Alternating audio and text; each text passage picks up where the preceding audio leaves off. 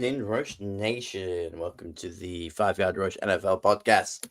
My name's Joel Hewitt, the hat rack with a heart of gold. I'm here with Alex, can't see the wood for the trees, the other one, and the off-season champion, Pete, the Pete Amelia. Boys, how the devil are you doing?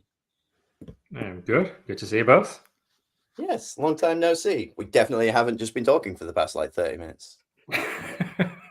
You're supposed to pull back the curtain this early. What curtain? There is no curtain. This isn't even real. It's all green screen. Alex is AI. That explains a lot. Yeah. That it's not ALEX. It's capital A, capital IEX. Oh, nice. It's been there all along. If you look close enough, the clues are there. So we need to start pronouncing him Aikes. Aikes. Right. Okay. I'll see how long we can keep that up. There we go. Keeping it off the rails. Hi, everybody. I assume everyone had a superb, 10 hours of NFL on Sunday. I use superb incredibly lightly because one of the things that we're definitely going to probably talk about that has been talked to death is the state of the international game. When they announced all the games, the one that I really wanted to go to was Jets Broncos. I'm a long-suffering Jets apologist. I'm a Saints fan, but I flit. And you know that I've got a bit of a Jones on for the Broncos this season. So when they announced that, shout out to my teammates that I go with. Hi Chris, hi May.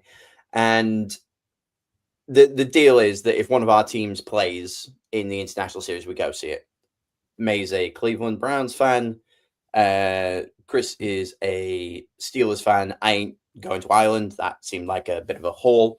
Plus, 10 million people tried to get 2 tickets that were available. So we ended up going to the Cleveland game, which I thoroughly enjoyed. We talked about last week. But I was like, oh, man, I'd have loved to have seen the Jets Broncos. Anyway, I sat at home and I watched the Jets Broncos. Boy. Yeah. Did they. Ooh. I saw somebody, one of the tweets was, the Europeans love the kicking game. So this should be perfect for them. Right? Yeah, we cheer for any points, but good God, I was watching the every team's best highlights this week, and the Jets one was just like a 35-yard run. That was their top highlight for the week. It was pretty ridiculous, but the Broncos came out with a win. Doesn't matter if we win by an inch or a mile, winning's winning. So well done there, top of the their division at least. Anybody else watch the Jets Broncos? Alex is shaking his head. Perfect for radio. I don't actually think they are top of their division. Oh, what? Am I thinking of the wrong team? Denver. Chargers have overtaken them. Yeah. Because Broncos put it temporarily before Chargers won. Yeah, we are back on top of the division. Oh, it's we again, is it, Alex? Yeah. Interesting. Yeah, that's funny how that came around. We are top. Yeah. Yeah, cool. Did anyone watch the any part of the Jets Broncos? I don't have a lot to say about it, to be fair. I watched all of it. Do you know when you see those clips of Shaolin monks showing how strong they are, they just stand there and someone just repeatedly kicks them in the nuts and they just don't react. That's what watching this game was, just being kicked in the nuts for 4 hours. It was awful. I think we were chatting about it during the game, saying Fields is really good at off-script play. He holds on the ball for too long. So when you've got the wide receivers not getting open at all, and you've got a defense as good as the Broncos have got, just constantly swarming him, you need to get that ball out fast, so you've got no chance. And he had no chance. I think at one point he finished with about 45 passing yards. But I think overall he was on something like minus 10 yards total offense for the entire game.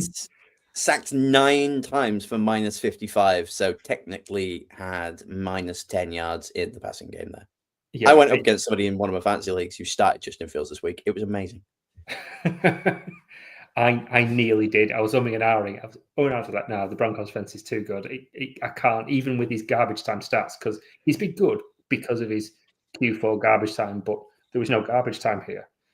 What's shocking and is testament to how awful that game is that this game went down to the wire, and It really minus did, 10 yeah. yards.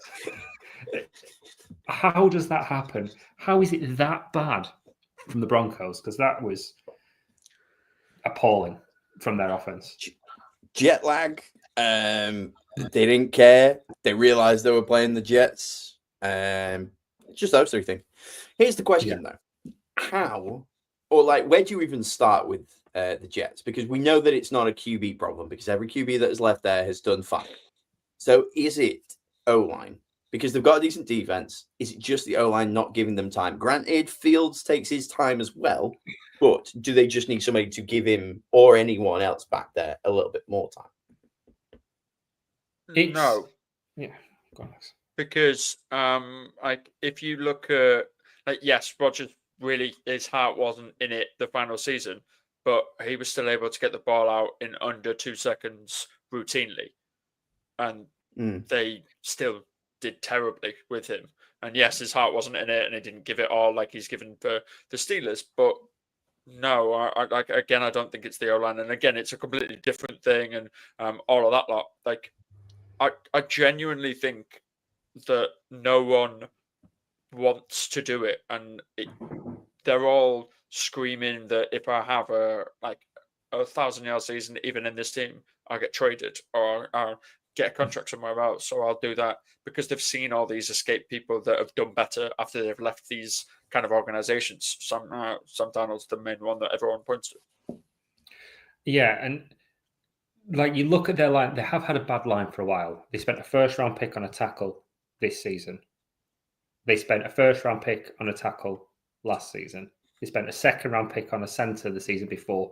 They've invested so much capital into talented young players in that O-line. Coaching is an issue.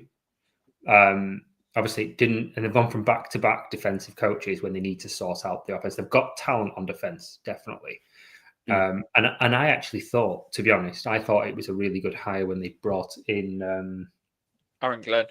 Thank you, Aaron Glenn, because he did a really good job with the Lions defense last year, despite however many injuries he had, and he lost his main guy in Hutchinson quite early. So I thought he was going to do well. I just don't think he's brought the right people in around him. He's not brought the right OC and offensive line coordinator, and those two are too important. That the end of that first half, that utter shambles. Do you remember when they just couldn't get the play in, and they had a chance at a Hail Mary, and they let the clock run out, basically. Mm-hmm. They just communicated, didn't know what to do, let the clock run out. Just wait till it's a few seconds and then lob it. Just, right, everyone do a go route and hope. Yeah, do something. Yeah, it's do that, something. Like, Stickman, like, do something. Like, keep working. You've got a top 10 wide receiver on his day. Let's not beat around the bush in Garrett Wilson. Even though I've not seen him actually really do anything, everyone says he is talented and do that lot. But if he left and went to the Steelers, he would be a number one receiver. If he went to the Seahawks, he'd be a number two guy. Like he would be big somewhere else. He just can't get it off the line at the Jets. And he might be at this point. Yeah.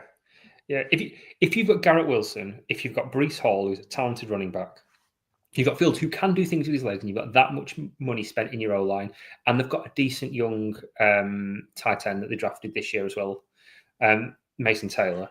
They've got pieces on the offense. They should not be this bad. And the stats are misleading for the rest of the season as well. Yes, they're 0-6, but people go, Fields are doing all right, and blah, blah, blah. It's not. They're doing it when it doesn't matter. They're doing it right at the end, and it's just stat padding. They're a poorly coached team, and Aaron Glenn needs to cut bait with his OC now and get somebody else in yesterday and just do something to make it happen. Otherwise, he's going to be one and done. And I just don't see any other way around it. Well, the good news is the weird kind of best possible matchup is going to be next week in Wembley when it's Jags Rams, isn't it? Like, genuine excitement from that one. People are loving both teams. I know I've just last week jumped onto the Jags bandwagon just in time for them to have a horrific weekend. There was a point as well because I jumped off of the Cardinals and I was like, "Oh God, the Cardinals don't look bad." Like, what's happened here? I've cursed everybody that I've kind of like switched over to. But yeah, it's been interesting. Anyway, that was the UK games. Let's do the classic kickoff for some bags and mash.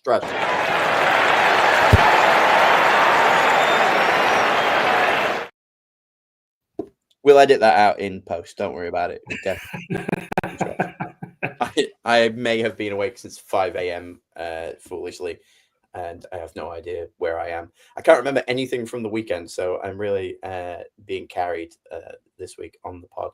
But here we are. I've still got a few things that I still remember from that. But what'd you love? What'd you hate? What was a banger? What was trash, boys?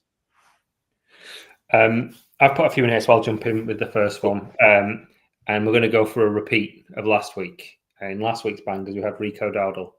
In this week's bangers, we have to have Rico Dowdle. You really do, don't you? Yeah.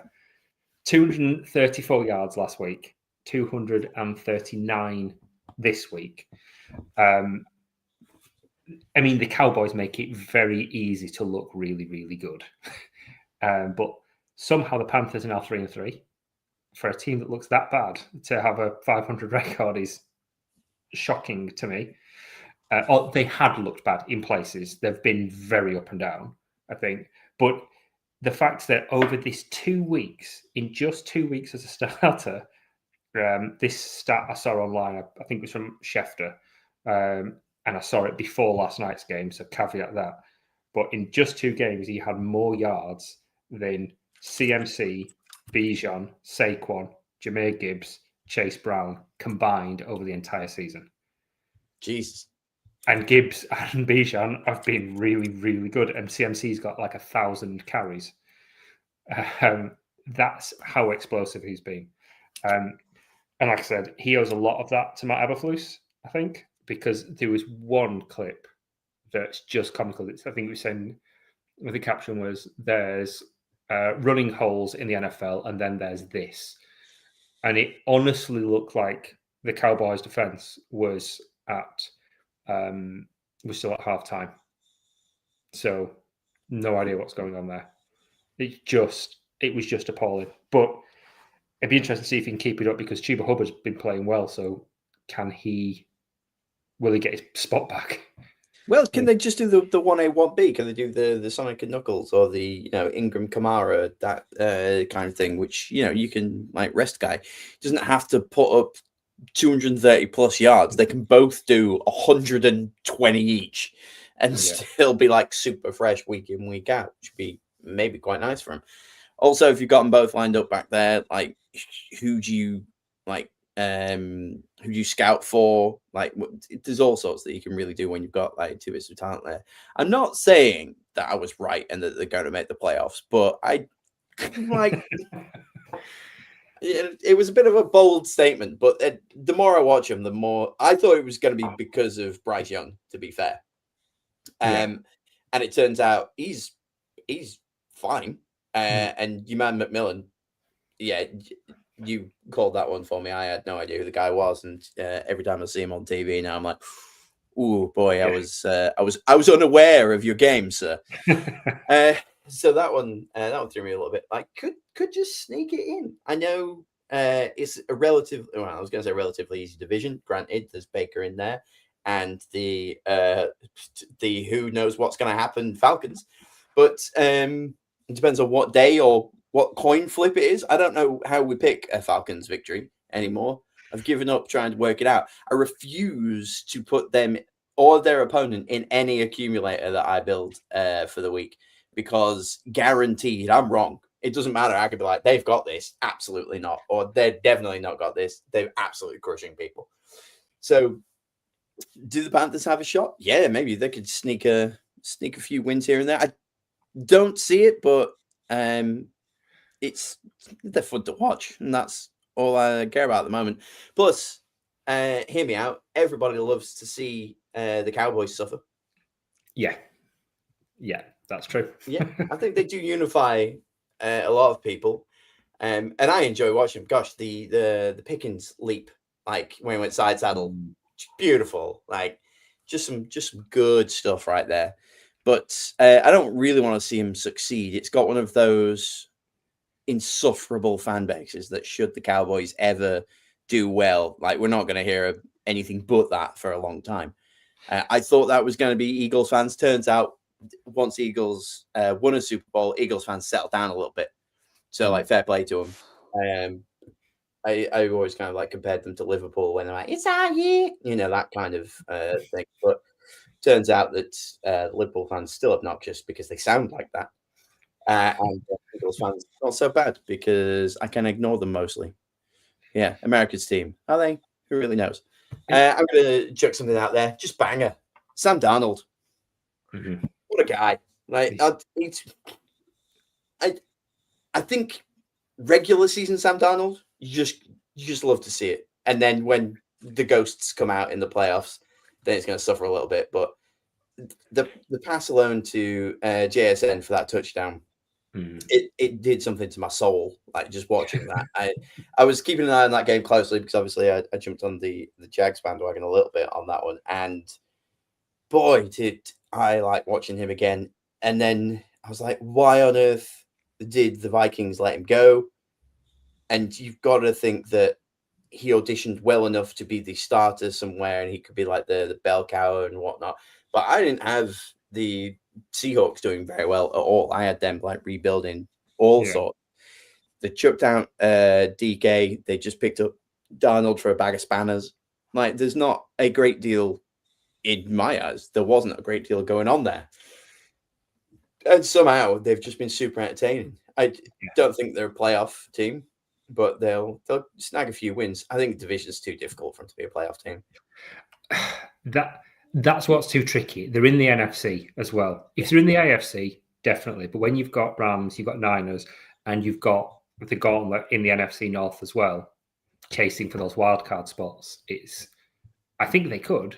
I absolutely think they could, because I think Packers, Vikings, Lions will take wins off each other, and that will help their case. But yeah, if they get there, they definitely deserved it. There's no gimmies to get to a wildcard spot in the NFC, like I think there are in the AFC. If the playoffs were today, they would be the 5 seed. That blows my mind. I appreciate it, and like I've enjoyed the Seahawks for some time, but I can't even believe that that's true. I need a fact. Do we have a fact checker out here, or are we just assuming that that Alex knows what he's talking about? Well, we've got ChatGPT. That's what Alex is, isn't it? Excellent. Yeah, there it is. There it is. So like the divisional round for the NFC would look like the Bucks would be the 1 seed, the 2 seed would be the Packers, the 3 seed would be the 49ers, the 4 seed would be the Eagles, the 5 seed would be the Seahawks, the 6 seed would be the Lions, the 7 seed would be the Rams. So there'd be 3 teams from that division that would get in the playoffs if it was right now after week 6. For the I had AFC, 3 teams from that division, but it was not those 3 teams. It was the Cardinals, the Niners, and the Rams all going from that. So that's mad. Well done, Sam Darnold and the Seattle Seahawks. Alex, what'd you love? What'd you hate? What was a banger? What was just trash this week? Me up. Let's build up what Pete said about obviously the Dawdle-led just Panthers being cool. The Cowboys defense is the equivalent of the Bengals last season. Yeah. Okay. And if you wanna look at like a symbiotic kind of thing, the Cowboys are last year's Bengals. Their offense is really fun to watch. Their QB is playing at MVP level, and their defense smells really badly and can't stop. And is the equivalent of a wet paper bag. Let's say that they can't stop anything, and it really is surprising. It's almost like you trade arguably the best pass rusher in the league, and immediately your defense sucks and can't hit a quarterback that is 4 foot tall. Alex, hear me out. They got rid of one of the best pass rushers in the league because they wanted to stop the run. No, So, like, give them some credit. That was their plan. That was their plan. 239 yards from Rico Dowdle would disagree, but I don't know about that. We're not Jerry Jones. We can't see these level of like. Jerry Jones things is that playing he 4D chess, mate. He is just out there making moves that you haven't even considered yet. He's on a different level, almost on a different better plane. defensive end. He can get at the 101 next year. That's how he's playing it. Yeah, he's just bless him. But yeah, you're absolutely right. That defense, that is such a shame. I forget who their corner is as well. Trayvon Diggs or the other guy? No, I think it's Trayvon Diggs. I don't know if it was last year or the year before. He was just playing an all-time like MVP like level, where he just kept snatching it out the air. It was gorgeous, and I enjoyed just watching Cowboys games for him alone. I don't ever really care for their offense, really. But yeah, weird. Especially when that division, it's open. It's there for the taking. Yeah. With how the Eagles are playing at the minute, definitely. Like coming back to that thing you said earlier on about kind of everybody outside Dallas or everybody that's not a Cowboys fan wants to see them lose. They're like the Man United of NFL. And I think it's a bit like, do you know that like everyone follows that guy that's just growing his hair out till United win 5 games in a row? And he's got hair like Roma Dunze. It's just enormous. Yeah. People love that for the same reason they love watching the Cowboys and the lose. And this is the perfect recipe because they're really entertaining to watch. Because Dak's playing really well, being super entertaining to watch and still losing is perfect. It's just an absolute recipe for success. And like people talked about it last year, that their Hail Mary broke the Bears against the Commanders. I actually think it broke Flus more because he was a really good defensive coach. In Indianapolis, he had the best defense in the league. He came to Chicago, and up to that point, for like a 17-game span, he led the league in turnovers. They were so good. And now he looks like he's never coached a defense in his life. They are just appalling. And I know they got rid of Micah, but mine's escaping me. The guy they got back, Kenny Clark from the Packers, is a good defender. They're not talent poor, but they are just rubbish. And it's a shame because I thought they'd look good on that side of the ball today. But they don't. Speaking of things that don't, what you got for us, Pete? What else? You got something fun, something not so? I'm going to go. We've had a couple of negatives there, so I'm going to go to a positive, and it kind of ties into what we talked about earlier on. The Falcons' defense. They are really, really good. Really good. They sometimes. Well, no, the defense is good all the time. It's when the offense turns up. They've not every single team. They haven't let a single team have more than 300 total yards all season. Gosh. In all 5 games, they lead the league in yards allowed. They're just absolutely dominant, and it was so unexpected because last year they had no pass rush. Now they invested. If you remember that in the draft, they took a defensive end in the first round, and then they traded a future pick to move back into the first to get another defensive end to bookend that D line, and it has paid off immediately. They look so good. They made the Bills look silly. They made them look like a college team yesterday. They looked so you bad. You missed a perfect opportunity to say sorry. Billy silly there. Billies. Thank you. Yeah, I apologise. Swinging a miss.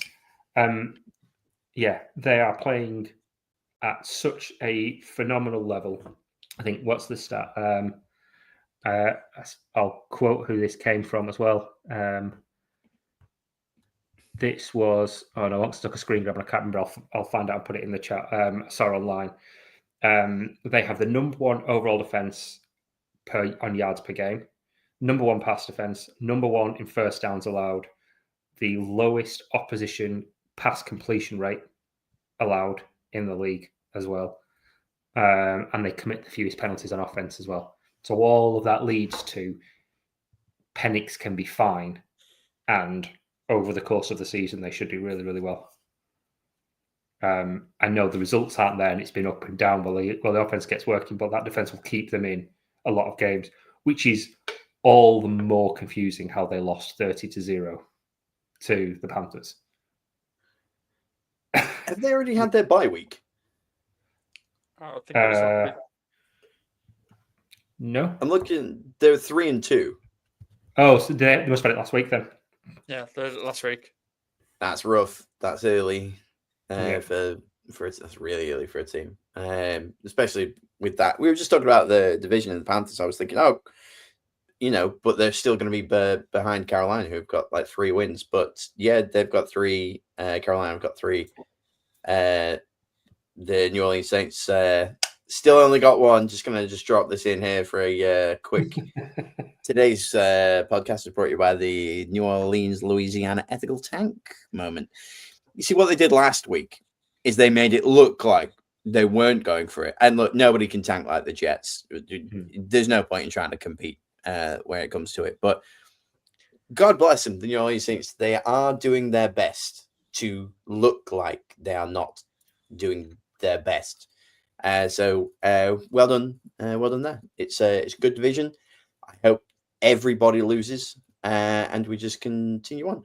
But I guess we'll just see. But there you go. New Orleans tanking ethically, unlike the Jets, who are blatantly just out here, like just trying or not trying, as it were. We know how to ethically do it. You've got to like sneak a win in there, ruin someone's going 0-17 bets. Yeah, it'd be interesting to see now that Drew Allar's out injured. The kind of one of the top 2 prospects for QB, possibly the top prospect at quarterback for next year. Do they start like putting a bit more effort? No, actually, it's not that important now, or do they do it and then just trade out?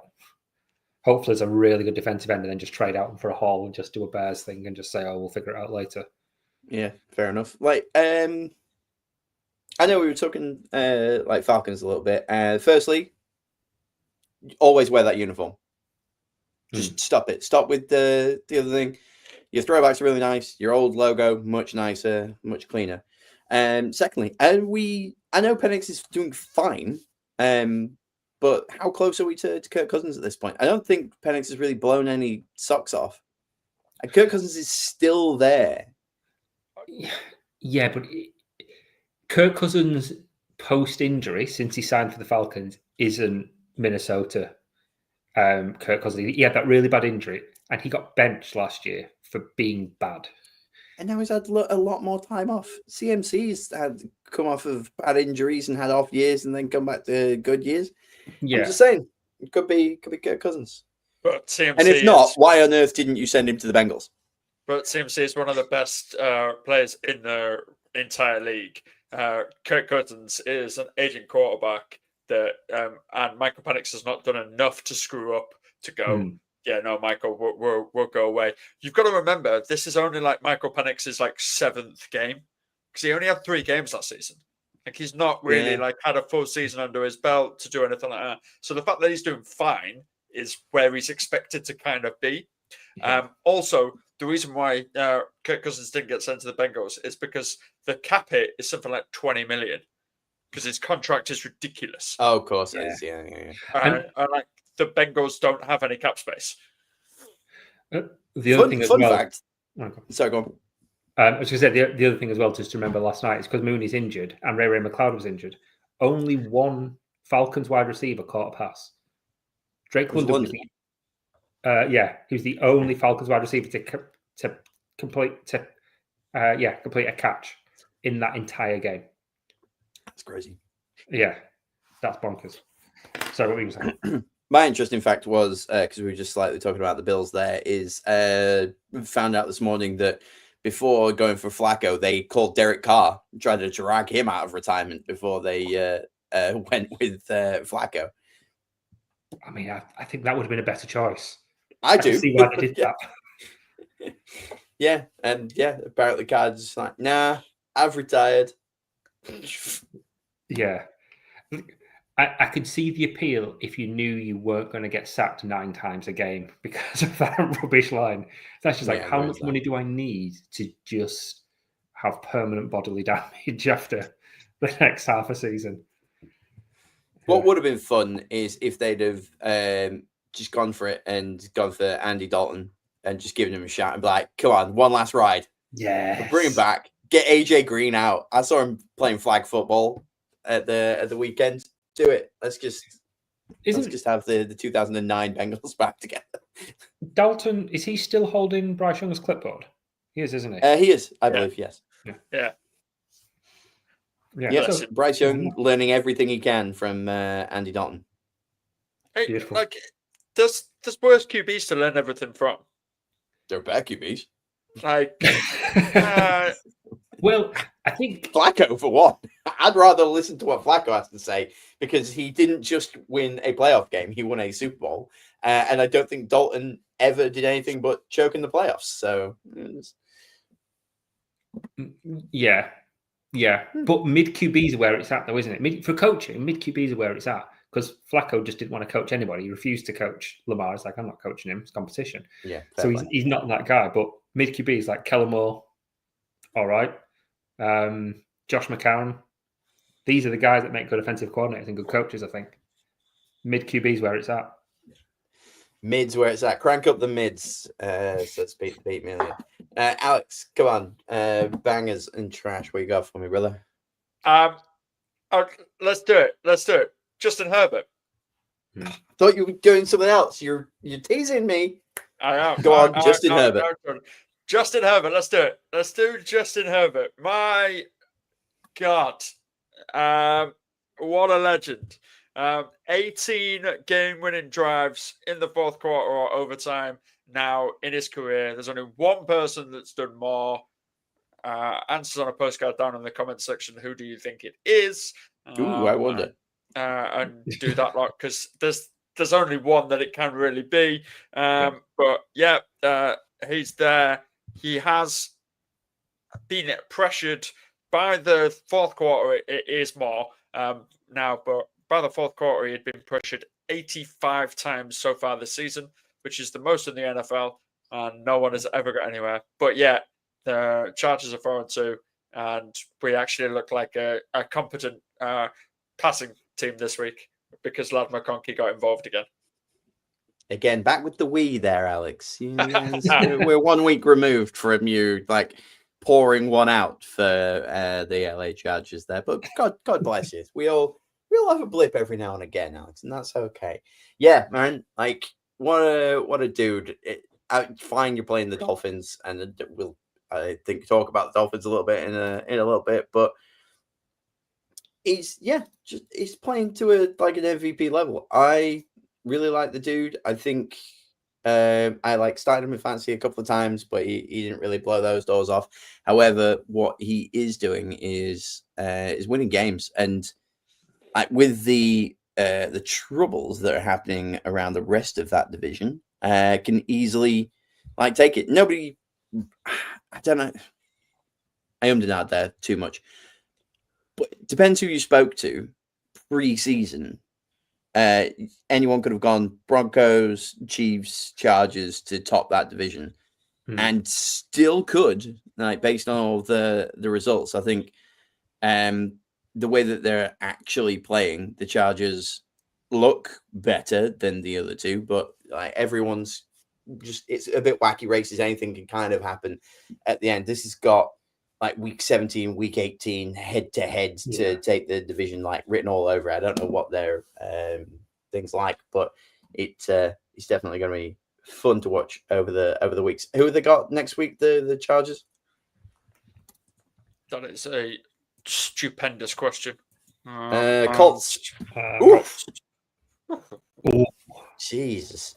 I'm going to claim my game of the week right now. There it I'm is. having that one. That's going to be fun. All right. Spoilers for Pick'em. I've picked the Chargers over the Colts because the wheels are going to fall off. Okay, just going to keep doing it. But it's still good. It's still good. It's still good. But like towards like Christmas period and to do that, like the Chargers have got to play the Jaguars, the Raiders, the Eagles, the Chiefs, and the Cowboys back to back to back to back. Like that's the gauntlet run. That's the one that is like you make or break your season. All winnable though. All winnable. I'm gonna shift us across to let's talk Tez Johnson before we move on to anything else. A, what a catch. B, I'm really sorry to anybody who had Ibuka. That should have been his, but he was obviously off the field because he hurt himself. But the reason Tez Johnson is on my list of things this week is because in the interview when he was talking about like after I caught it and got that touchdown, I was chanting MVP, MVP. And I turned to one of his teammates and was like, they chant MVP. And his teammate was like, it's not for you, mate. It's for Baker. And he was like, I thought it was weird that they were chanting MVP. So God bless Tez Johnson for being confused that the MVP chants were out there, but everyone was actually speaking of a different guy, which I'm just going to lead straight over to Alex. You wanted to talk about a different quarterback. Baker Mayfield. Let's do it. Mayfield. Baker Mayfield. He swore in the notes, but not live. That's the guy, man. I've been on since this podcast has started. I have routinely been on the Baker train. The Baker Mayfield train has been mine. I said, pick this guy up in your fantasy leagues this year. It is your ride or die guy, and I will still back that. Baker Mayfield.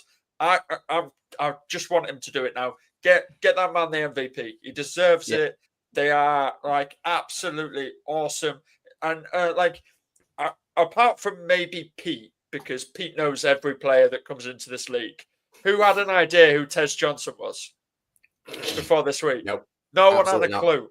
He's throwing to absolutely nobody's. And yeah, like as you already said, Joel, what a catch. Absolutely unbelievable play. And thank him for doing it. But this is another one of them ones that we're saying, oh, quarterbacks can come from bad teams and still do it. This is the best that Baker's ever played.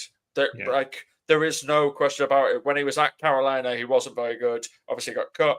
Even when he was at LA, he wasn't doing things like this. And every year he's been in this Tampa operation, he has been improving week in. And it's getting to this crux point where we're like, right, Baker, come on, let's just do it. He's arguably the most entertaining quarterback to watch in the league every week. And you want to watch his highlights package. Yeah. The fact that he did it with Ibuka out, with Evans out, with Godwin out, with Jalen McMillan out as well is ludicrous. He's playing a pickup game in the park and just like, right, who can I get to play? It's like that bit in Ted Lasso when Isaac goes to play five-a-side out in the cages to try and get his mojo back. That's just what he's doing. Just a bunch of blokes off the street, right? Come on, let's just go and smush these.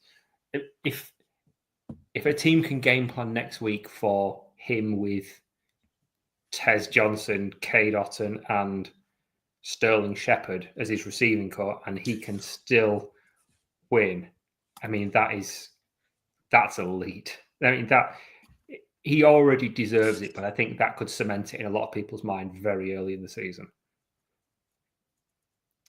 And it's against the Lions next week as well, which is you know what? I'm just gonna segue in here. I named this episode last week before anything had happened, and lie on or lie off. I just look, the wheels falling off, and the Lions are going to go back-to-back losses here. I don't care if they're 4-2. Like it's they're going down. Like it was a tough loss, I guess, but I still had the Chiefs taking the win. Yeah, and I think the Lions are going to go 4-3. Baker's going to end up being 6-1. I didn't see what they. Yeah, they're 5-1, so they'll go 6-1. So, yeah, the drop off of the Lions will be a thing of history, and I've said it. I've written it down. I've chiseled it in stone. Like it is happening because the Lions still aren't like struggling with injuries like they were last year, are they? No, No. not really. Yeah. So I don't ever ask for or want anyone to get hurt, but the chances of a team continuing to stay healthy all the way through the season very, very, very slim. Based on everything that we've seen so far in 6 weeks. So I think Baker is going to just waltz in and smush the Lions because, he's MVP. Quick shout out. They actually didn't have to take the clock down to 0 to get the win this week. After saying last week that something's got to give, they can't just keep leaving it to the very last second to get that win at the end. So well done to Baker, everybody. But Pete, I've held you back as long as I could. What do you want to talk about, my friend? Kickers, because you know what? Europeans love kickers, and it's nothing to do with the fact that NFL teams come over here and play rubbish in London every single season, so we only get to see kicks. We cheer it because it's the only points we see.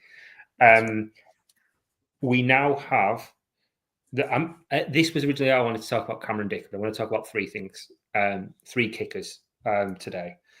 First is we have officially the 2 most accurate kickers in history playing in the league right now.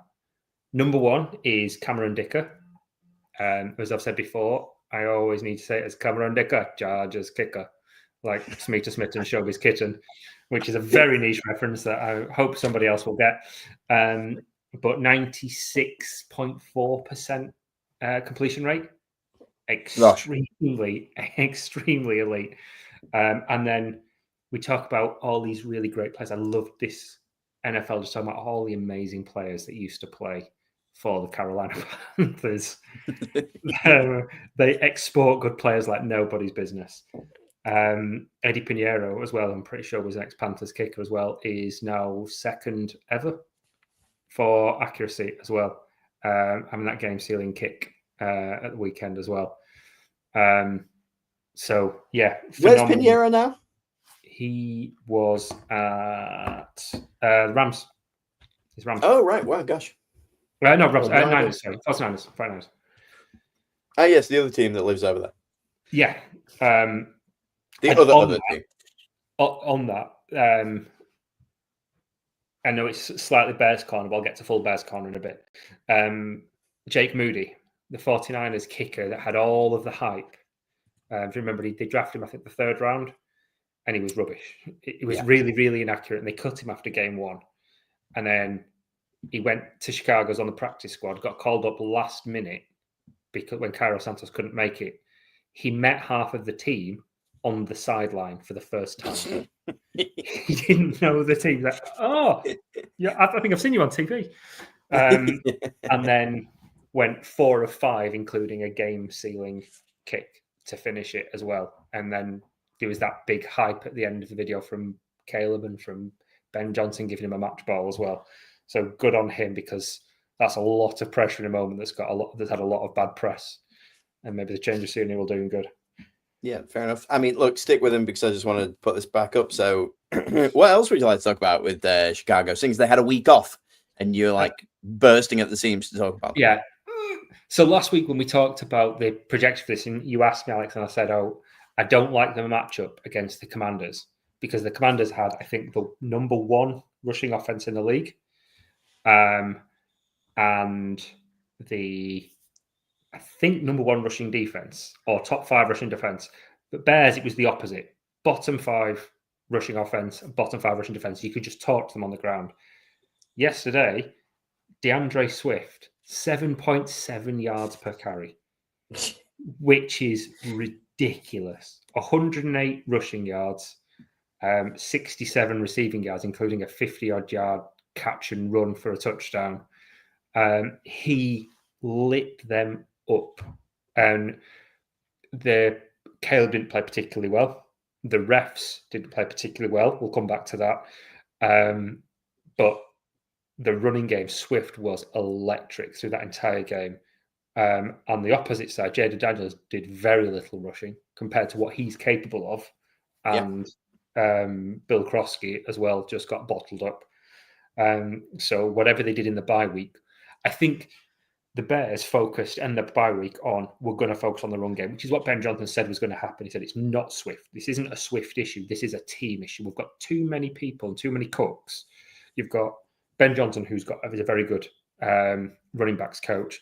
You've got the actual running backs coach is Eric Bieniemy, who obviously was the OC for the Chiefs, and the OC Declan Doyle was part of Sean Payton. So you've got 3 really good rushing offenses that do it all slightly differently, and I think there was just a lot of cross wires and it didn't work. So they focused on making the rush defense and the rushing attack work, and I think the Washington, and they'll call them the Redskins, and Washington were like, our passing defense is awful, but our rushing defense is really, really good. So let's focus on the passing. And I think those two just got this perfectly in the middle, where they just neglected it as the Bears really focused on it, and it worked out really, really well. And I think he's been much maligned, but I thought he played really well. Monungai played all right as well, and even Roshan Johnson got his first couple of catches of the season as well. So it's good to see that finally happening, and if we can get it all together next week, that could be something exciting to see. Not to spoil the later segment about Pick'em and Flick'em, but you convinced both Alex and I to change our picks from Washington to Chicago last week. We both did it live, and you stuck with Washington. Interesting. I convinced you by saying that Washington were going to win. You just didn't believe me, and obviously you were right. But yeah, I've never known a Bears fan to be right about something, so that made perfect sense. I will build on Pete's Bears corner a little bit, and I will literally say I disagree about Caleb playing badly last night. I think he played okay, and I think he played good enough. But I really think the reason why is Ben Johnson. Yeah, I think Ben Johnson will maybe as we're looking at examples from Michael Penix as well and other that mid-range quarterbacks. I think Ben Johnson will drag Caleb Williams up to be that better and more adequate quarterback that we've been talking about for such a long period of time. And he will drag that team along to the good couple of wins, and probably a touchdown a game will be purely because of Ben Johnson's mind. Yeah. I mean, he's on course for over 4,000 yards, the first in Bears history. It was poor yesterday, similar to some of the earlier games where there were so many penalties in that game, so many that put him a little bit on the back foot, but he didn't do his best with it. There were a couple of bad missed passes, but also he should have had a second touchdown. I don't know if you've seen the replay of the Odunze touchdown, but it might be the worst call I've seen all season. It was a wrong call. Even Aikman, who seemed to really, really hate, on the contrary, really hate Caleb. I think he's a Packers fan. He was just criticizing everything was wrong. But he was like, I don't understand this call. It's wrong. I don't get it. The person that judges the rules in game was like, no, that shouldn't have been called. It wiped out the Odunze streak as well. So the Bears should have won more comfortably. But Selavi, I think on the other side, you can look at it and say that without McLaurin, without Noah Brown, Daniels played well, and his receivers in wide open positions in a couple of places made some horrendous catches, like drops, sorry. I think there's one to McNichols where he didn't have a defender within 15 yards of him, and he just dropped it. It's just, it must have been so frustrating for him. Their defense missed a couple of really quite easy tackles as well. Like you talked about the Swift touchdown. Like the only reason that happens is because of a blatant missed tackle by one of the Washington defenders. Like he has him dead to rights, and it's nothing special Swift does. He doesn't teleport and be left where he needs to be or anything like that. It's just a missed tackle, and the missed tackle caused that touchdown.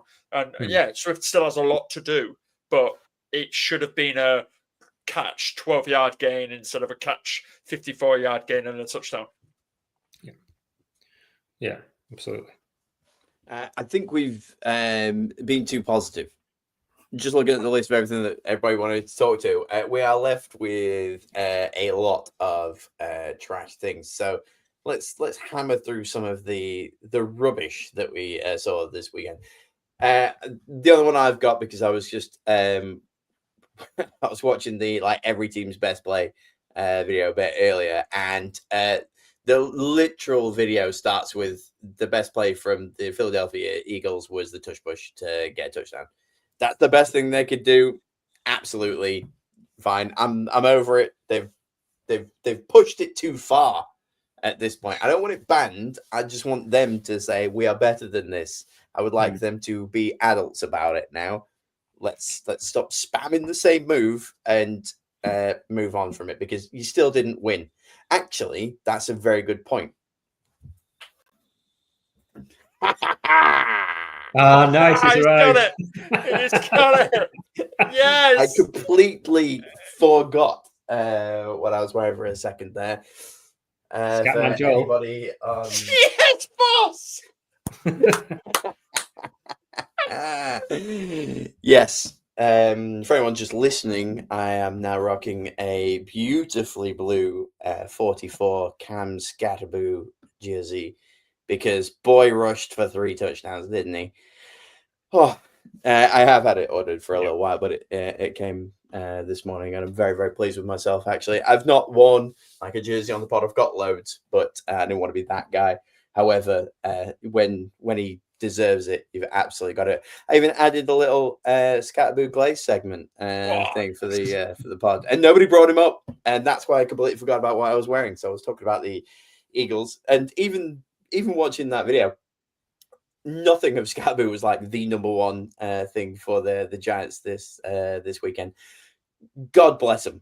And also a quick shout out to our other friend Pete, who was a Giants fan for I don't know, 10, 15 years, and then last year he decided, you know what, I'm going to turn a corner. I'm going to be an adult, and like we said last week, you should be able to choose your team, no judgment. What did he do? He jumped off of the Giants. What did he jump onto? The Chicago Bears. Just before the Giants became incredibly fun to watch. Got a absolute studs QB and incredible running back. The Giants going places. Great defense. 2 great running backs. Great QB. It's going to be their year at some point. It's going to be interesting to see how they cope, because their fixtures coming up are brutal. Their schedule No one is cares. Don't matter. They've won 1-2 games. No one cares, and still no one cares. They could lose them all, and no one will mind. They'll get a top pick next year, and then they'll roll out and crush their division. But I'm talking about defense as well. They're going Broncos, Eagles, 49ers, Bears, Packers, Lions, Pats is their next 7 games. I think that leads them up to the bye. Yeah, that leads them to their bye, and that's a murderer's row of defenses to face. Well, so they've just dealt with the Eagles defense, so that's going to be fine. The 49ers, which we'll obviously get onto in a little while, do they even have any defenders left? They might be back. But yeah, fair point. Yeah. So they have a chance, but my question is, and it hasn't been talked about enough, I think, because everyone's really excited about how actually just crazy Cam Scatterbo is he going to last the full season? Nah. I think he will. I think he'll burn really bright and be amazing for maybe 2 years. Now, those 2 years might not be consecutive. But I think he's probably got 2 really, really good seasons in him. And this feels like one of those magic seasons where he'll just keep smashing all the way through and just get offensive player of the year. But the different term of offensive. Not offensive player, so offensive rookie of the year. I think he could beat Egbuka just because he's fun, and I think it pulls focus as well. Also, not to point out the obvious, but he is also a white guy. So like they love that, don't they? Like the people that vote for any of the NFL honors. So let's see, because it also depends. Like Igboka, if he does like lose a little bit of time, he could drop out of the mind's eye. Plus, I've just had to look for his name again. Tez Johnson could break out all of a sudden, and we could be going Egbuka who, who really knows what the hell's going on there. But yes, there you go. That's your Scatterboo Glaze segment. It's because I was going super negative and we pulled it back, didn't we? So well done. Well done, everybody on the podcast. But let's trash some things. Pete, you have brought up the Buffalo Bills. Yes. I think that first week was such a good game. The Bills-Ravens opener was an electric game. And we'll think that, they went 4 in a row and they've lost 2 in a row. I think they're being found out for poor drafting. They don't have a lot of weapons. Keon Coleman's not great. They've got good coaching. They've got possibly the best quarterback in the league. Obviously, the MVP, reigning MVP.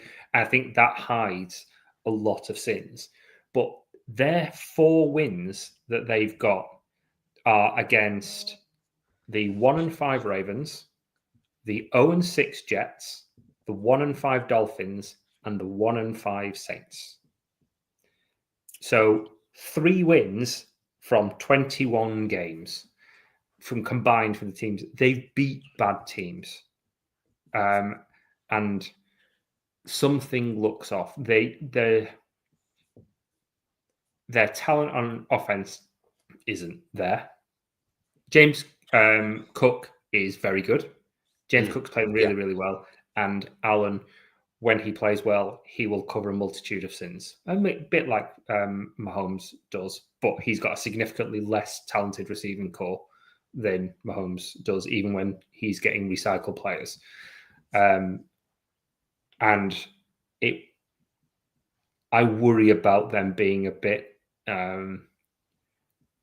too fragile. If my team doesn't win the Super Bowl, I want it to be the Bills. I think that fan base deserves it. I think Josh Allen definitely deserves it. And it would be nice. I'd hate for them to just be that bridesmaid again like they were in the early 90s.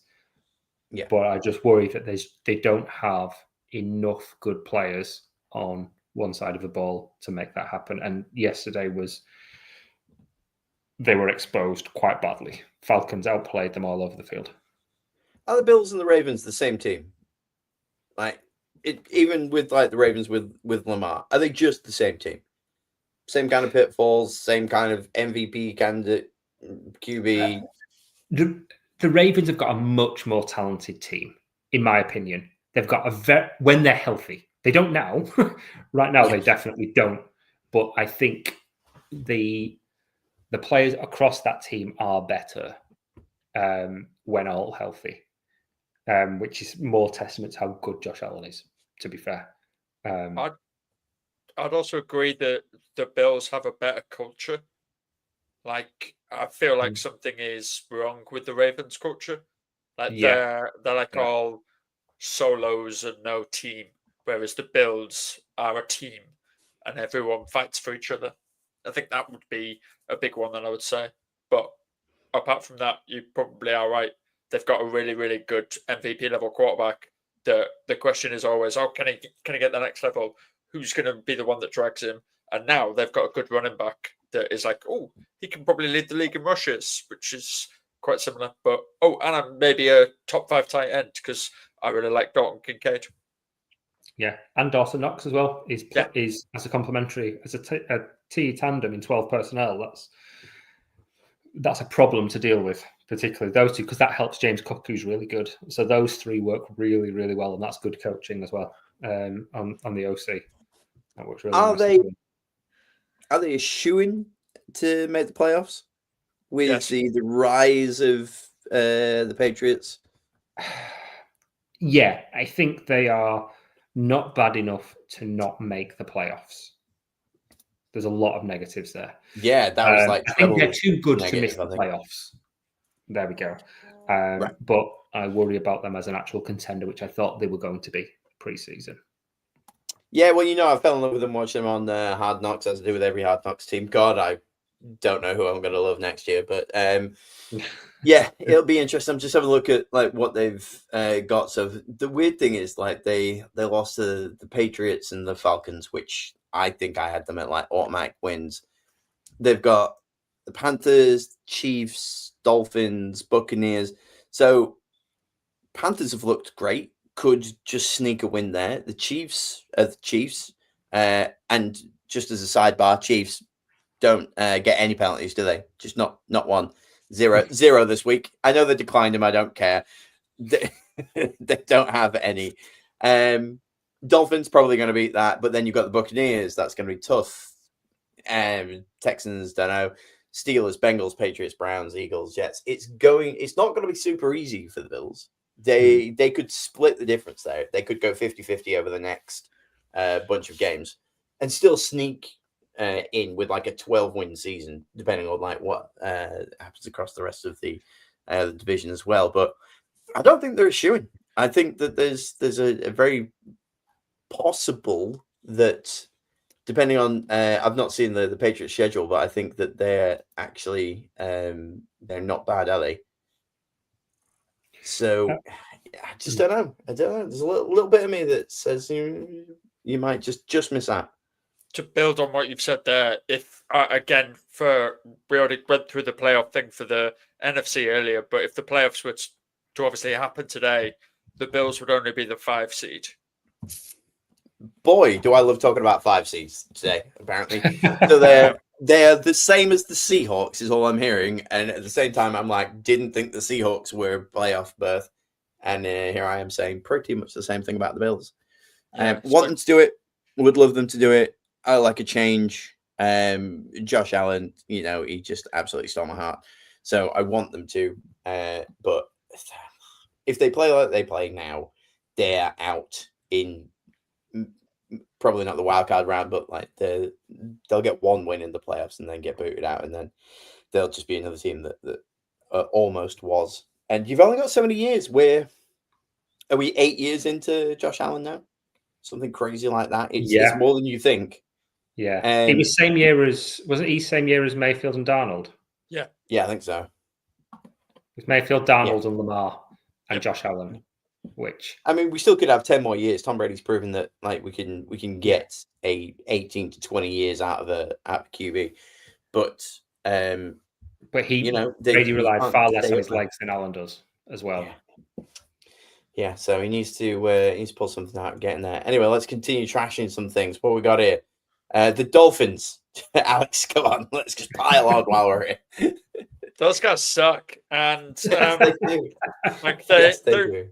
They really, really are not good. And like what was really funny was the smothering of Dolphins fans being like, "Oh, we might suck, but we haven't thrown a pick this season so far. We haven't done this. We haven't done this. Oh, wait, right, just step in the Los Angeles Chargers. Yes, you have now. And some of those picks were awful. Like I was really surprised Derwin James didn't take it to the house when he picked off Tua Tagovailoa because it was easy to do. And then you have him completely break down after the game. Like last week we had Mike McDaniel breakdown, and then week 2 we've also had a Mike McDaniel breakdown. Then we had Tua breakdown and be like, we have guys showing up to player online meetings late, guys not showing up to player only meetings, and then Mike McDaniel trying to save that and be like, no, that's extra. We don't, and that's not actually the mandatory thing. That's the extra the players kind of want to go above and beyond. No, that's not really mandatory stuff. It's all this, it's all that. And it's like, this is a mess. Stop it. Like, really there. And then to just add on to it, what was Mike McDaniel wearing this week? We need to fasten that up. Fasten that up a little bit. Like, he looks like a 12-year-old child. Sort it out, Daniel. Come on. Just fix yourself, bro. I get that it's cool to look nice and here. Pep Guardiola does it. Mikel Arteta does it. All the coaches do it. But, like, you looked a mess, mate. You're not clean shaven. You haven't got a beard. That's somewhere in between. You look tired. Your glasses aren't really cool and hip. They're all foggy and marked and all that lot. Like, please, mate, either go on a holiday or sort yourself out or just get sacked. You are a mess. They don't deserve this. How does he still have a job when segue into one of the news items? The Titans coach lost his job this week. How are we still watching McDaniels on the sideline? Because even in his press interviews, he could just go up, he could Bill Belichick it, he could say nothing, but he's just standing up there and he's just being a sarcastic asshole. Yeah. And no one cares. No one's listening to him. Everyone wants him gone. I don't think he's bad. I think he's probably going to end up with another job somewhere. The Browns will take him. I don't know. But how is he not being fired? I don't advocate for that kind of thing, but I don't understand how he's won one game with that team. It's all going to pot. You go top down, don't you? I just don't know what pictures does he have of the ownership to still be in that room.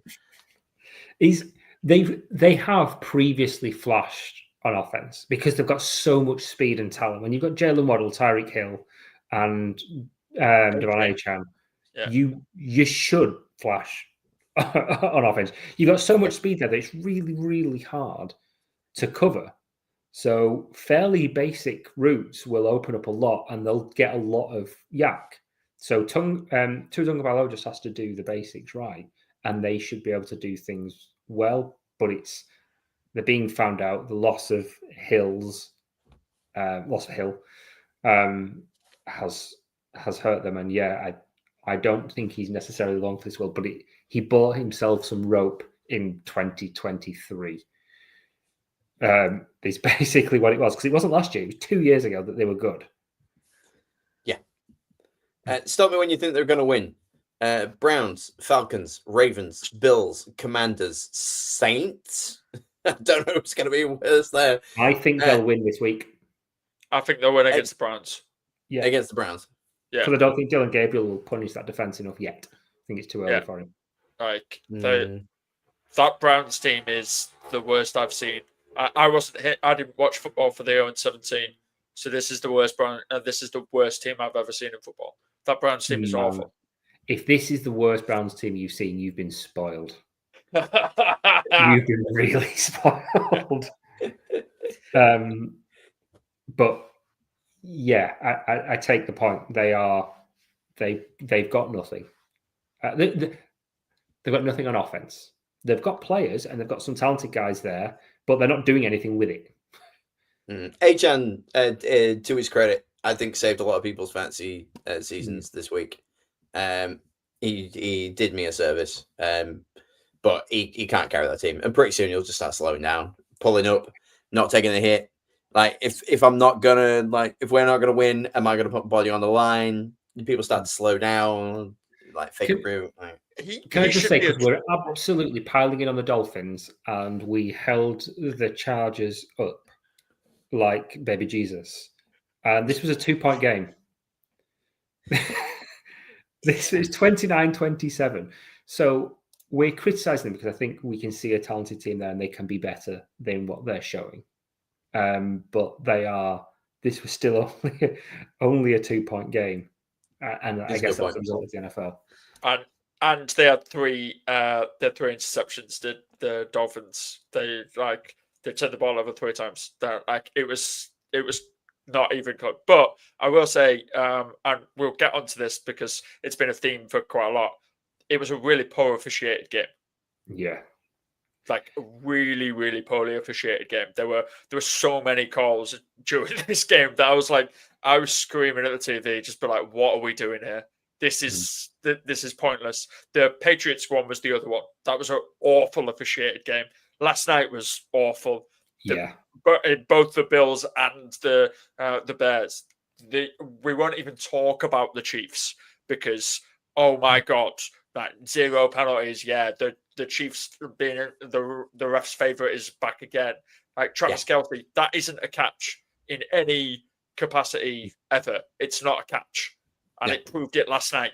when the exact same thing happened and it was ruled not a catch. So what are we doing here? That the refs were awful this week. It's been a while since they've been this categorically bad, but the refs were really bad this week. Sneaky good point of this week. Nobody dropped the ball before they go into the end zone.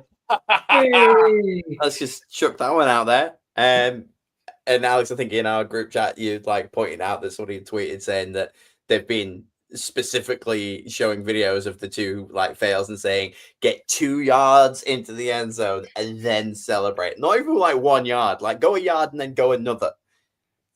So yeah, like credit to that. I'm just picturing all the head coaches with the TV trolley. Do you know, like the hungover teachers do with their right? We're going to watch this science video. Yeah, Open University video now. They're just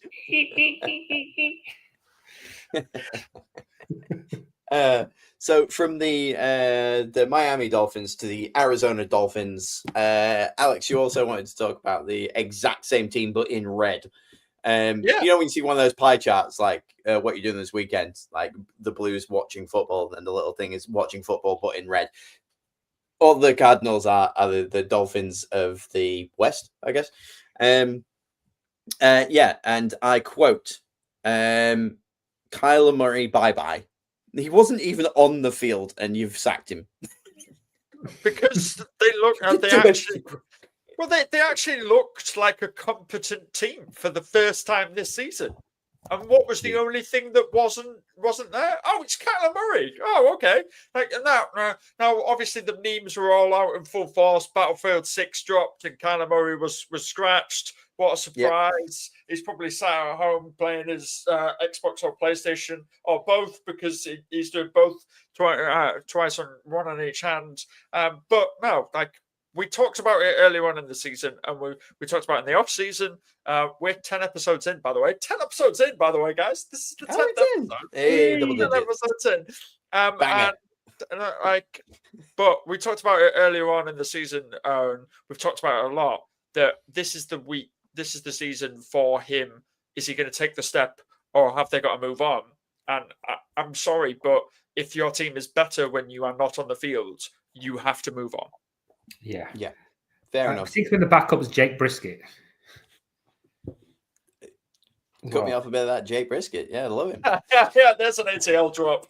There you go. Like, that's all I ever think about whenever I see him like on TV. I cannot, but I honestly, I did the like proper like rub my eyes when I saw him on. I was like, what year is this? And then again, I think I mentioned it earlier. I jumped off of the Cardinals and onto the Jags last week. And then I started watching the Cardinals going, oh, crikey. Like, what happened here? And then realized it was Jake Brisket. And good Lord, it has just been a weird time for him. But yeah, you might be right. I think Kyler's still under contract. He doesn't land on the free agency next year. Can you get a great deal for him, or do you just cut him and hope for the best? There's got to be... But then also, what do you do? Like, who do you pick up? There aren't any like big free agent QBs. Oh no, I think we were talking about in the chat. There was a big white guy. Did we say that Mac Jones is probably going to end up over there? Yeah, go back to the Kurt Warner years and just have big cornfed white guy in the backfield. Like, I love Kyler, and look, if he wants to come over to New Orleans, perfect fit. We're tanking. He sucks. He'll sell a couple of jerseys. It'll be a good time. I'm just saying, like, I would like to watch that guy week on week. But he'll be the best backup in the league. I think he's backing up Tyler Shook. It won't be able to happen because his salary, which is $36 million next year, is all guaranteed. But the Cardinals might eat some of it to get trade compensation. Do the Russ Wilson, yeah. Also, you'd be surprised how much the Saints can move money around. Like, they've had the worst cap forever, and still, like Rooney's doing his. Is it Rooney? Just moving everything about. So his 2026 contract is guaranteed, and then his 2027 it's only $2 million. Yeah. Okay, so you can shuffle that around. You can restructure. They'll ride him out for another year because I think the QB class next year doesn't look great. So I think they'll ride him out for another year, and then see what they can get, even if it means benching him to get a better draft pick. I don't think he'll be on there in 27. But like, if benching him is going to get better results, is it better not to just keep him out and throw the ball? Because at the moment, I don't know what he offers them. Like he maybe a cool little scramble once a game, but again, it's not doing what it should. I watch his little legs go though. Like, that's fun, isn't it? It's great. It's that classic. It's when your toddler steals your keys and runs off. Like, I just love it so much. It's just so much fun to see that. So I don't want to like lose him from our screens. Also, in that division we've already like glazed a little bit about the Niners and the Seahawks and the Rams. Like, is now even the time to bother like trying your hardest? Probably not. Keep hold of Kyler, suck a little bit, get some defensive players in there, start to like build up a little bit. Well, maybe not defensive, maybe some O-line. The question is that like, are you not wanting to strike while the iron's hot and you've still got Marvin Harrison Jr. on his rookie deal? Because when like by the time that you look into offload like Kyler, 4 or 5 years on a rookie deal, aren't you? Well, but if you're looking at maybe another 2 years before you're looking at Kyler, you've got Marvin Harrison's 5th-year option at that time. They're obviously going to decline. That's the question, isn't it? It's like, are you going to decline that because you want to offer him that really cool big contract because he might deserve it or he might not? Or are we just blowing the whole thing up and going, actually, you haven't performed what you were supposed to do and just doing the whole thing? It's a real big quandary, and I think that's one of the teams to really watch. Yeah, agreed. But they're also aging out they've also got an aging running back as well. They're not, and they've got Trey McBride still young as well. So they have got young weapons to capitalize on there as well. I just don't see who comes in and saves the day for them without turning Murray around. Or like I say, maybe Mac Jones, but you need a really, really good OC to make that work. Yeah. And they're not cash rich either. So they can't like go out and splash in the offseason. They're not like the LA teams or anyone like that that's got that market for it. They are the knuckle diamonds. Yeah. Yeah. Interesting stuff. Right. I think good God, when we say, you know what, we'll just do like banks and tries this week and then some news and then a little bit about Pick'em because then we'll shorten the show by a little bit. We are 1:20, but who's here for a good time? We are on to the news. Yes, sir. News from the underground. Fantastic. Drop us some news because we may end up dropping the news segment next week to try and keep it under 2 hours because apparently I'll fly through these really, really quickly. First one, RIP your fantasy team. Garrett Wilson's going to be out for a couple of weeks, injury. Egbuka, he was originally reported he's going to be missing a few weeks with his hamstring injury, but now I think Todd Bowles has come out and said it's day-to-day, which is good because I think Godwin is missing this week. They've said he expects to miss Godwin this week as well. So Egbuka might be back, might not. Trey Hendrickson, the defensive end for the Bengals, their only bright spot on defense is day-to-day, I think, which means he probably won't play at the weekend because why bother making him have a worse injury when you're still rubbish? Puka Nacua is expected to miss time with his ankle sprain. He came back in, but it didn't really work at the weekend. So he's going to be out, and he has been the wide receiver 1. And with Egbuka being the wide receiver 2 as well, that's brutal. Missing time. Marvin Harrison Jr. Is in concussion protocol, so he might miss time this weekend as well. And you see about all these players missing time. Juwan Jennings has been playing through broken ribs. He's been playing with broken ribs and an ankle sprain, and he's still been suiting up for the Niners. That's nails. That's absolutely nails. On other injury advice, don't warm up for the Indianapolis Colts. Yeah, do be careful. Just if you are good out advice. There. For those that don't know, Shavarius Ward in pre-game warm-ups was running back and ran into a tight end coming onto the field and got concussion. Missed the game. Missed it. Richardson, so the Anthony Richardson, the backup quarterback, fifth overall pick last year, was using those resistance bands. One snapped and fractured his eye socket. Incredible. Like Which is the mental. level of failure that boy manages to do. He just keeps topping himself and topping himself. Like I know. when you said it, I thought it was a joke. You text, he's broken his eye socket. I laughed because I thought like, yeah, of course he actually did. And then it was like, how did he even do that? It was a resistance band. And I've got resistance bands. So I'm like pulling one of these things. I'm like, how much do you have to? Good God, man. Good God. Yeah. I wonder what he was aiming for it to hit him in the eye. Because obviously he wasn't aiming for that because, it's Anthony Richardson. But that is a couple of brutal freak injuries to happen at once for a team that is, and we go back to this, we talked about the seeding. I think all three of us had the Bucks as the 1 seed in the NFC, currently sitting as the 1 seed in the NFC. You had Joel, you had the Colts going 0-16. I had 0-17. I had them 1-16. I can't remember what you had them, Alex. I had them like 4-win team. Yeah, they are the current 1 seed in the AFC.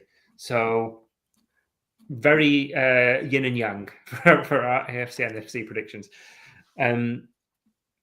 But coming back to the news, Zadarius Smith for the Eagles saw how the Eagles were doing this season. It was like, nope, has just retired. So he has obviously a fantastic player. He's done really, really well. Has been a great player over his career, and he's now just retired on Monday, I think it was, or Sunday. So and that's another loss for the Eagles. What's that all about? Like they lose 2 on the bounce, and he's like, I'm done. Yeah. Ain't nobody got time for that. Yeah. I don't know. I genuinely don't know. I think he saw it. It was like, I'm just going to go there. It's going to be quite an easy. That team is so good. It's not going to take too much of a toll on my body. Let me get a ring, and then I'll go off into the sunset. And I was like, I don't think we're getting a ring here, and my body can't take this anymore. So it's an odd one because he's not given a reason as far as I can see from his statement. He was just saying, I'm blessed to play in this league. Now's the time. Peace out. I'm paraphrasing. Sounded pretty legit. Yeah. And obviously the main one we touched on it earlier on, Callahan, the Titans head coach, has been fired, and rightly so. He's been rubbish. So he deserves to have been fired, and it's not a nice thing to say, but he's not been good. But I think Schefter and a few other people tweeted it out now. The last 4 quarterbacks taken number 1 overall have lost their head coach in the middle of their first season. So Trevor Lawrence lost Urban Meyer for being a creep. Bryce Young lost Frank Reich.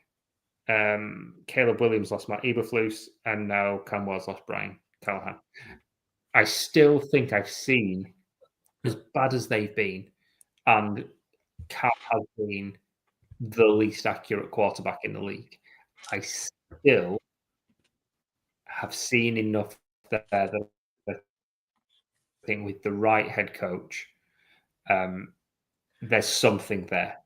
He needs coaching and he needs help. There's something there, but we're just seeing it. They've been really, really bad, and they've promoted their OC as interim. So they've promoted in-house because they were doing so well at certain parts of their game in-house that's the right move.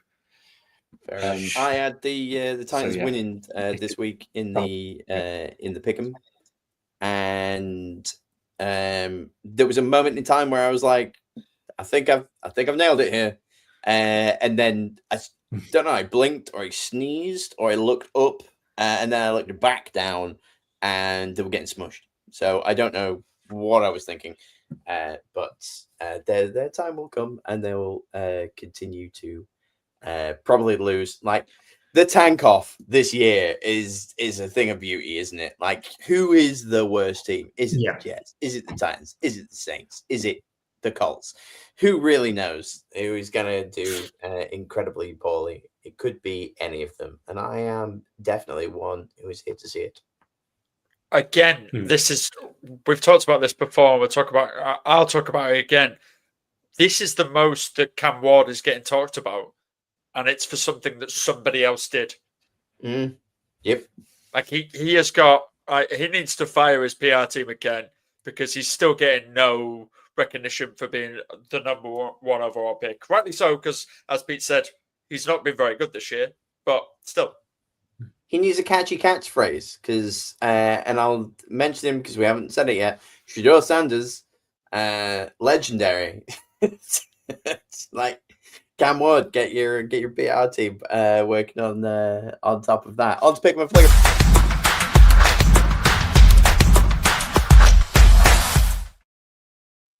I've not even tried to hide the segues now. I just like interrupt and quickly just like do a mic drop on it. So on to the picking of flicker. Let's start with a few shout outs and a little update. Hey guys, we did it. We picked so many favorites last week that we all moved up at least one spot. I went up to 11th at 53 and 40. Alex, a gentleman's 51 and 42, being 15th out of, I think, 19 people. So there are still 4 people worse than you. 1 maybe clinically deceased. We don't know. But yeah, I want to do a couple of other like big shout outs. S Black 74 has taken his title back and is 61 and 32. Still pretty close. I mean, even us at 11th with 53, like there's still plenty of time to like switch this across again. Winner's going to get, I don't know, Merv's going to pay for something, maybe a private jet somewhere to go and watch a game. Maybe it's a bobble hat. Who knows? That depends on how much Patreon money we actually make. The other, I did want to just point out again a shout out to Pete for convincing both Alex and I to pick Chicago this week. Well done. Thank you very much. That gave us that one. If not for you, we wouldn't have been tied 11th. You'd have been 11th on your own. So good looking out for your teammates there. And onto a little bullet point thing that I just want to call one brave soul. One brave soul picked Atlanta to beat Buffalo. Well done to you, Rob Nugent 10. You're the only one that thought that was possible. And I don't know what you was thinking, but well done. Well done to you. And on to the other one, your friend of mine, May, was the only one to pick Carolina to beat Dallas. So they are your one brave souls this week who went against the grain and managed to get a win where nobody else did. I told you like my underdog last week was just bad because I picked Tennessee to go over the Raiders and it did not work out. But this week, I'm pretty certain that my underdogs are just absolutely going to do it. Tampa Bay is the underdog against the Lions. So you heard it here, folks. The underdog Tampa Bay Buccaneers might just get a scrappy little win against the Detroit Lions.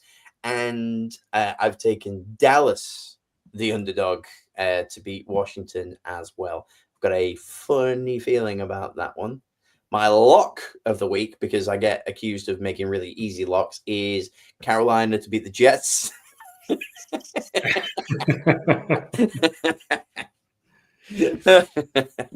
the Jets coming off of a international flight and not doing very well could rally. It could be a wonderful flight home where they're like, look, guys, I know that we didn't win this week, but boy, gee, could we pull it together and put up a fight against the Carolina Panthers. So yeah, you heard it here first.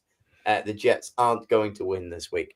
Alex, have you done? You're still looking down. Pete, hit me. So in terms of underdogs to win, I think the Jags are going to beat the Rams in London because it's the Jags in London, and I think their experience there has shown out often. Didn't show out last year, but I think they will.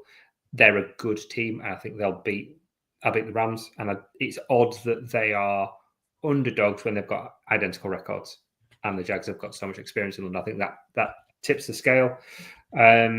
I think it's weird that the Colts are underdogs against the Chargers. I know it's in SoFi, but who cares? It's not a home field advantage. So I think Indianapolis will win that one. And I would say that the lock of the week is I think the Lions beat the Bucks. And that's a bold one. Ooh. Because too many options missing. It'd be interesting to see if Brian Branch gets to miss time, because I don't think I've seen anything. I don't think there's been anything about that for the fight at the end of the Chiefs game. What a stupid but brilliant moment in sports that was. He didn't get a high five. Then Juju, thinking he was something other than Juju, decided to get involved. I say that they should just go on Smith-Schuster now because he had the Juju beat out of him, which I appreciate. Nice. But thing is, if you looked at in the game, Mahomes was taunting Branch when he scored a touchdown, and then there was a blatant missed foul where Smith-Schuster just smashed into Branch during the game. But because that was missed during the game, and because Branch had to like that afterwards, it's, again, a lot of Ted Lasso references. Isaac McAdoo going up and attacking that guy into the in the crowd when he's hurling the abuse. And much like Roy Kent, like, for what he did, even though it was wrong, I give him love. Yeah. But yeah, it'd be interesting to see if he misses time, because that might make a difference. But I think the Lions win that. And I've already said my game of the week. I think it's an obvious one to me, and that is you went Chargers, didn't you? Yeah, Chargers Colts. Yeah. I mean, you're wrong. Game of the week is clearly the two teams that I've been all over so far. It's Sophie's choice. It's Giants Broncos. That is the game to watch. I don't care who you are. It's also in my favorite time slot, the second lot of Red Zone. Yeah. So I don't have to watch 18 other games at the same time. I can just basically watch that and two others. So that's your game of the week. That's the one to watch. Alex, go on. Week. My game of the week is Pain. It will be the Saints Bears. Weird that the Saints and Bears fans on the pod neither chose that. So this is interesting, Alex. I honestly think that because I'm that high on Ben Johnson, and I think that the running back that we talked about, whose name is completely gone out of my brain. DeAndre Swift. Yeah, I think he obviously he was amazing last season, and now he's turned the corner and now he's found his beat. It could be one of them. And it'll also be nice to see if Williams can actually put up a good performance against a really bad defense. Plus, also watching the Saints ethically tank is just funny and do that lot. But it will be nice. It's not necessary, by the way. Thank you, Alex. Okay. But my underdog this week will be the Falcons will beat the 49ers. Oh, you like them this much? Really good shout. That is a really good shout, actually. I like that. Because that 49ers defense has just been ripped apart. Obviously, the season-ending injury to, is it Frank Warner or Fred Warner? Whoever it is. But Fred Warner. Fred Warner, he's obviously broken his leg, and that's very, very bad, and it was awful to see. But, they just don't have any good players really left on that defense, which is sad because they were really good, and it's awesome. But Bosa's out as well. They've just got so many holes in that team, and they're hobbling to try and get to the end of the season, and it's week 6. I overuse the term cursed monkey paw when I talk about CMC, but seriously now, come on. How is he the most healthy member of the San Francisco 49ers? But because of Shanahan, Kendrick Bourne looking like an absolute world beater. Yep. He is like a fantasy must start at this point. You're not wrong. Obviously, you mentioned Thompson as well, who's suiting up through all sorts of just issues. and doing that. Like the question is like, who did Shanahan make a deal with? I think it was somebody from the Indian burial ground that's underneath the stadium. Under the Field of Jeans. Yes, the Field of Jeans. I've not heard that so far like that. Yeah. Quick bounce back very quickly because we've done Bears Corner, but we're talking about that Saints game. It was just a little bit of extra interest. The Bears defensive coach is Dennis Allen, who was obviously the Saints head coach last year. Their offensive line coach is Dan Ruchar, who was at the Saints last year. Their OC was at the Saints as well. So most of the Bears coaching staff are ex-Saints as well. So that could be quite Chicago Saints, is it? It is. And the Bears' defense have relied on turnovers, and Spencer Rattler, despite any criticism, has protected the ball really, really well. 1 pick all year. He's not turning the ball over, so it could provide quite a lot of interest there. It will be a football game, that's to say the least. One of the games of the week. It's one of the games that will be played this week. You are correct. And that is everything that we've got for you this week, ladies and gentlemen. Thank you very much for watching. Cool outro saying.